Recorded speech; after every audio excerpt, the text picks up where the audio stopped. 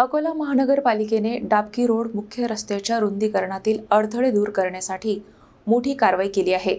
छाया हॉस्पिटलच्या अनधिकृत आणि अतिक्रमित बांधकामावर मनपा आणि पोलीस प्रशासनाच्या संयुक्त पथकाने निष्कासनाची कारवाई केली आहे। अकोला शहरातील डाबकी रोड मुख्य रस्त्यांच्या रुंदीकरणाच्या कामाला गती देण्यासाठी महानगरपालिकेने अतिक्रमणाविरोधात धडक मोहीम सुरू केली आहे।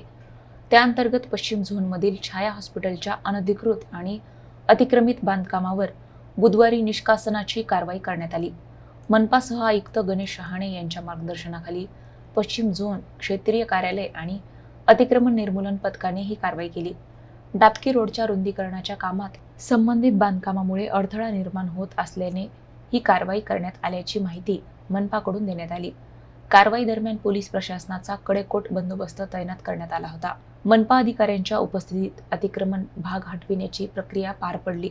शहरातील वाहतूक सुरळीत करण्यासाठी आणि रस्ते विकास प्रकल्प वेळेत पूर्ण करण्यासाठी अशा कारवाया यापुढेही सुरू राहणार असल्याचे संकेत प्रशासनाकडून देण्यात आले आहेत।